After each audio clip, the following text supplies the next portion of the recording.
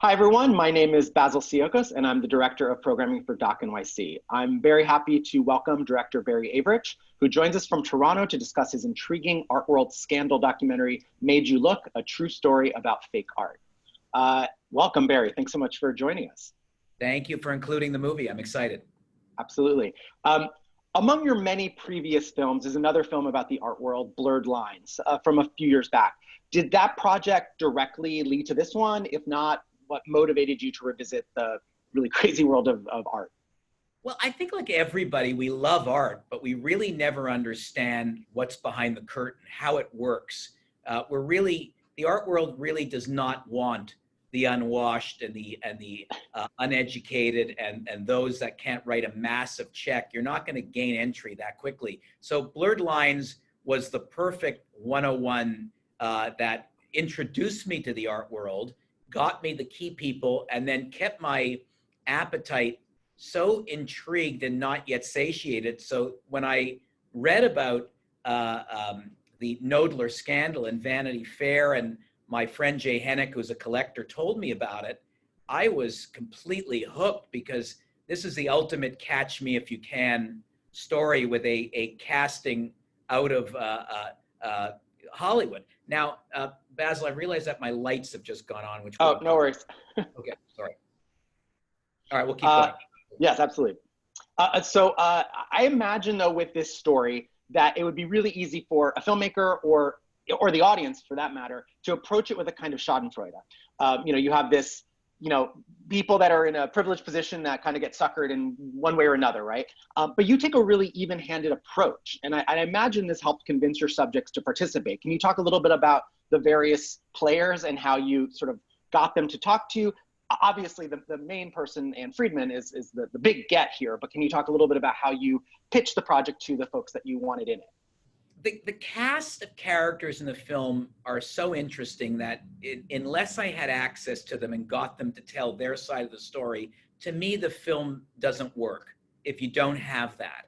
And so my style of filmmaking is not Michael Moore. I'm not interested in trapping and exposing. I went to the subjects of my film, including Anne Friedman, who's a central cast character, as well as Carlos Bergantinos and even Domenico De Sole, who got caught buying a forgery, a fake piece of art. And I said to them, tell me your story. This isn't a 2020 Access Hollywood soundbite.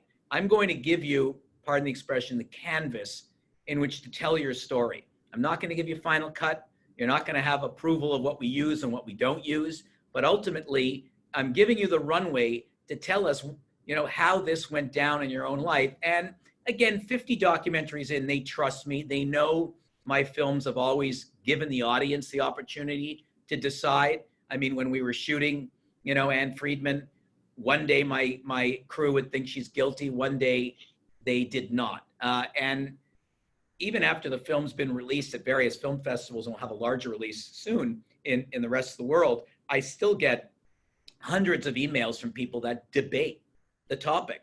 And so I let people tell their story, and you watch it. It's much like you and I sitting and having a conversation. You decide what you like. And it's the same way people, Basil, appreciate art. It's subjective. Do I believe what you're saying? Do I like you? Do I not like you? I let the audience decide. And, obviously, getting Anne and getting her to sit down with you over however many interviews to sort of tell her side of it and sort of, that's a huge aspect of this story. What about the folks that said no? I mean, you don't have to tell me who, but, how many people did you go after in the collecting world, in the experts, et cetera, who were just like, no, I don't want anything to do with this? I went after everybody, and Anne certainly was the prime character. And I should tell you, to digress, that when I was introduced to her through a collector, she did not want to do this. She had said no to 60 Minutes and Anderson Cooper. She had a phone call with him, and she just didn't feel that people really understood her side of the story. So I went and had several long meals with her in New York, not to convince her, but to talk to her. And I think she ultimately trusted me. She's seen the film. We'll come back to that. She does not like it. I'll give you her reaction. But okay. The rest of the characters, I went to everybody and I pretty much got everybody with the exception of Glafira Rosales. And I went to her daughter, and I went to her relatives. I went to where she allegedly works as a waitress in a diner. Everything that I can do it. And her lawyers felt that there were still, some tender issues and that she was not ready to talk yet. And so I didn't get her. But beyond that, I pretty much got everybody I wanted. I mean, I wanted Pierre Lagrange, but we couldn't make the travel schedule work. And ultimately, I thought that Domenico De Sole was really a spectacular representative of the collectors, because aside from him now being, I think, a chairman emeritus of Sotheby's, but at the time, a major player in the art world and the guy that created Tom Ford and a major collector, I thought he was representative. But I think everybody else, I mean, Carlos Bergantinos, would I like to spend more time with Pei Shen Quinn, the actual forger? Yes, but I know his story, and I think we communicated as best we can on that end of it. Accepted no responsibility. So, so I think we got everyone we wanted. Absolutely. And can we go back to Carlos Bergantinos? What a character he is. That must have been quite the experience interviewing him. Can you tell us a little bit more? What happened to the Bob Dylan harmonica? What else crazy happened during that time period together? Well, the Carlos Bergantinos interview, I don't think anybody ever expected we'd get that. And ultimately, he wasn't giving any interviews. And then I found an article in a Spanish edition of Vanity Fair. So I called his lawyer back, who had said no to me. And I said, look, he's already talked. And his lawyer said, are you prepared to come all the way to Lugo, Spain, this medieval walled-in city that most people have never heard of in the Galicia region of Spain? I said, yeah, I'll go anywhere. So we went. It became a protracted negotiation of we couldn't ask this and we couldn't ask that. I got very lucky in terms of the questions, because his lawyer is a habitual smoker, can't stop smoking cigarettes, so would leave for breaks every 5 minutes so I can get a question in. I mean, he kept saying that Carlos doesn't speak English. Carlos speaks English fluently. He just didn't want him speaking English in the film. We have a little of it. And Carlos claims he doesn't have any money, but was in a vicuna coat. And if those of you are watching this interview, the word vicuna goes back to what Joe Gideon coat was wearing in Sunset Boulevard, the vicuna, which is a kind of cashmere that none of us can afford. So he looked pretty good. I mean, he'd had a stroke but was willing to sit down with us. And it was a crazy interview because it was all over the place. You're right. And sorry, protracted answer. When we were finished shooting, he felt, look, I've got a couple of people here from North America. A con man never changes their stripes unless they're wearing stripes to prison, which he's never seen a jail cell. And he said, I've got he took a velvet pouch out of his jacket, which had a Christie's logo on it and a lot tag attached to it, lot 684, and wanted to sell us what he claimed was Bob Dylan's harmonica, of which my partner in the film was interested. And I went, are you kidding? It's probably fake. What are you going to have to spit test it, DNA test it and whatnot? But we couldn't come to terms on the price, so we never bought it, thankfully. That's hilarious. I mean, you could do a whole other film just about him, I'm sure. I want to go back to something you said earlier about how your crew and other people watching the film have sort of oscillated between their beliefs on what is real, what is not, what's a scam, what is not.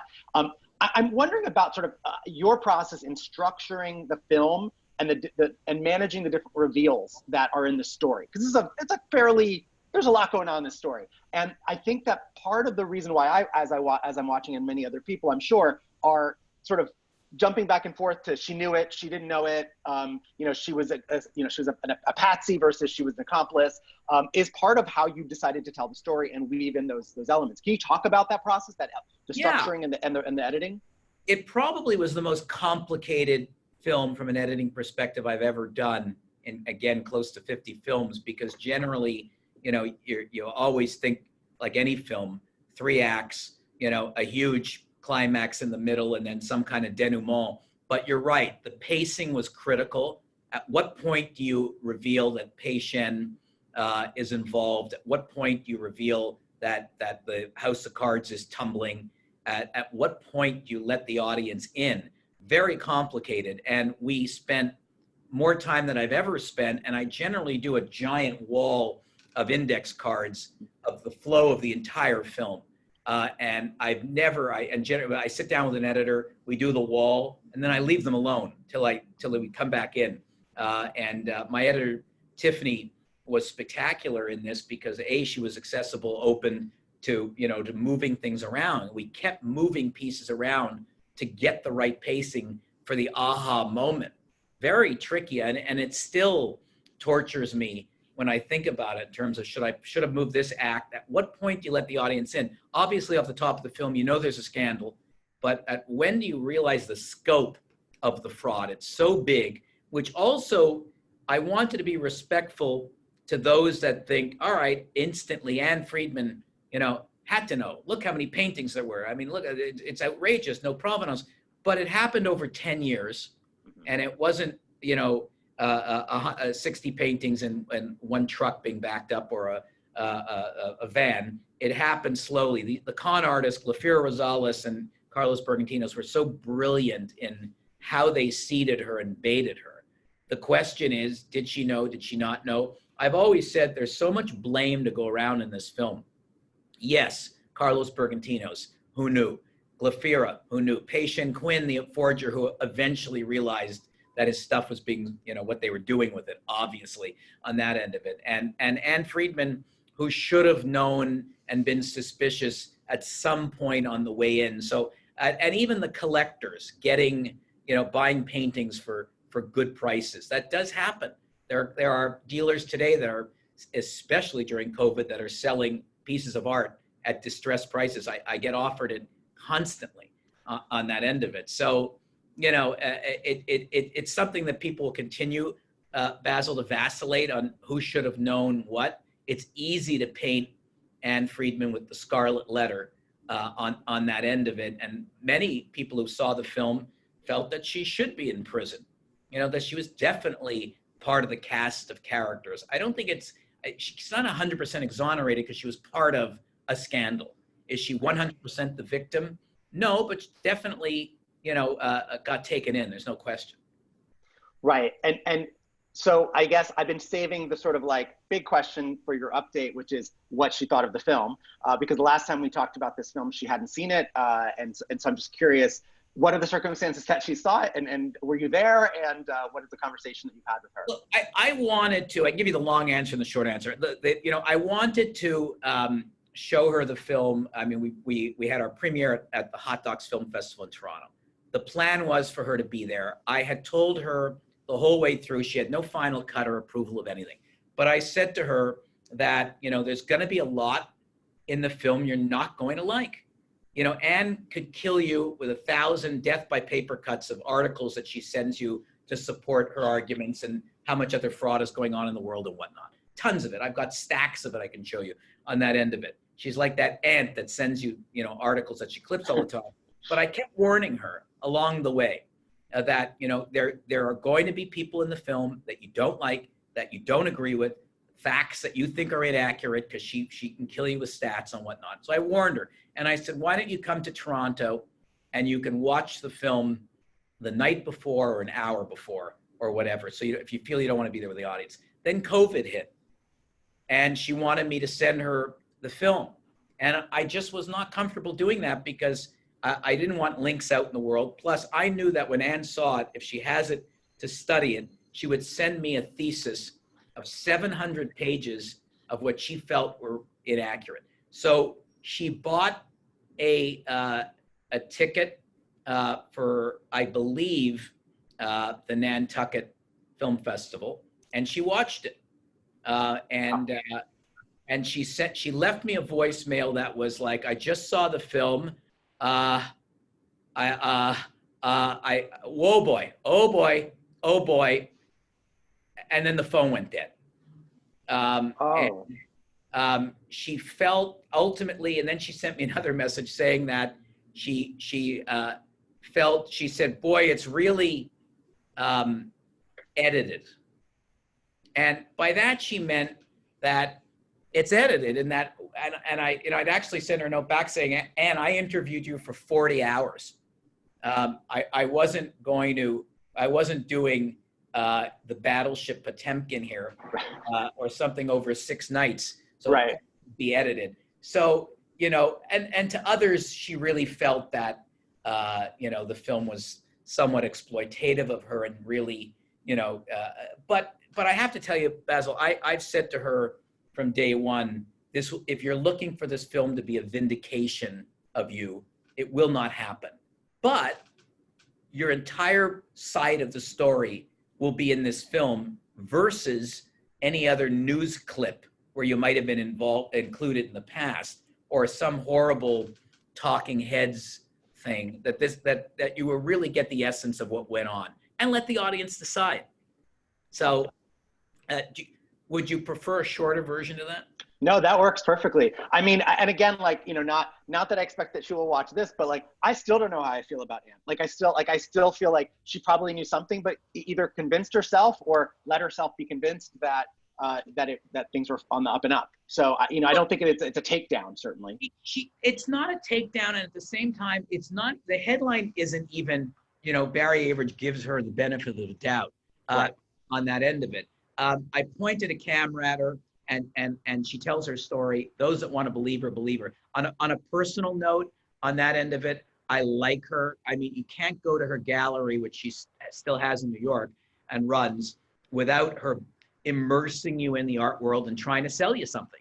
But when she's selling you something, she loves what she's selling. Right. So, I like characters. I've spent my entire career filming characters. Do I believe that, she was part of a Machiavellian plot to defraud people from their money of art? No. I do believe that at some point, she should have said, it's just too good, I better go deeper. But the go deeper in her defense, Basil, was that she went to experts who said the stuff looked good, whatever. And to actually get a painting forensically tested is tens and tens of thousands of dollars. So people said it looked good. There were people who were willing to buy it. That's the art world, buyer beware, brutal. Right. And before we wrap up, I have to ask, so this is your second film in the art world. Do you have another one in you? Are you kind of done with this for the moment, or do you have a trilogy, as it were? Well, the trilogy will be not so much trilogy. I am now going to turn Made You Look into a feature film. Wow, that's great. So, we're working with a creative team now and developing the script, and we'll be turning this into a feature film. So I'm excited about that. Excellent. Well, that's good to hear. Well, we do have to wrap up, but I want to thank you again for taking the time out to do this Q&A with us. And thank you again, Barry Avrich, for allowing Made You Look, a true story about fake art, to be part of Doc NYC. My pleasure, and thrilled to be part of your festival. Thanks again.